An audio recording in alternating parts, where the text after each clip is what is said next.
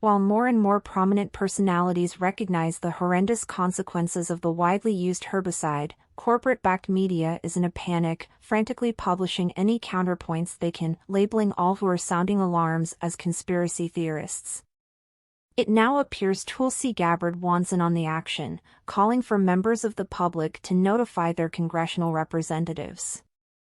Congress must ban atrazine, one of the most widely used and toxic herbicides, to stop further contamination of our food and water supply, Gabbard explains in a Tuesday morning tweet. Atrazine wreaks havoc with the sex lives of adult male frogs, emasculating 3/4 of them and turning 1 in 10 into females according to studies. Gabbard cites a March 1, 2010 study from UC Berkeley that, more than a decade ago, explained the deleterious impact of the off-satirized chemical.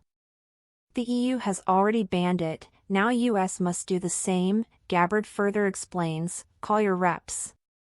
Gabbard's call to action comes after a July 5 story from Axios headlined, Fringe Gender Chemical Theory Goes Mainstream.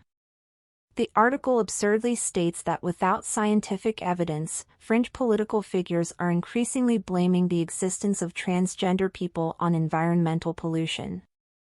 Axios goes on to lambaste U.S. presidential candidate Robert F. Kennedy for detailing how the environmental pollution from atrazine has led to public chemical exposure and an increase in sexual dysphoria. The Axios piece follows a June 19 article from The Washington Blade, America's LGBTQ news source. The Washington Blade's disgusting diatribe describes RFK Jr. as a noted anti-vaccine conspiracy theorist, whose career has been defined as much by his membership in one of America's most famous families as by his allegiance to dangerous conspiracy theories. Counterpoints from the Washington Blade and Axios rely heavily on a Centers for Disease Control publication which explains away all concern for environmental exposure, stating, when the general population is exposed to atrazine, exposure levels are expected to be very low.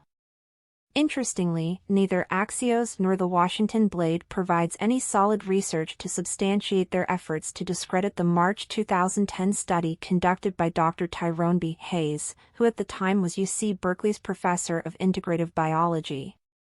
They instead cite opinions from pre-selected experts who are almost certainly getting their bread buttered by pharmaceutical and chemical giants. As we've so often recognized in recent years, mainstream media's prepubescent fact checks are little more than personal attacks on those who refuse to click their heels and goose stomp to the tune of corporate fascism in America.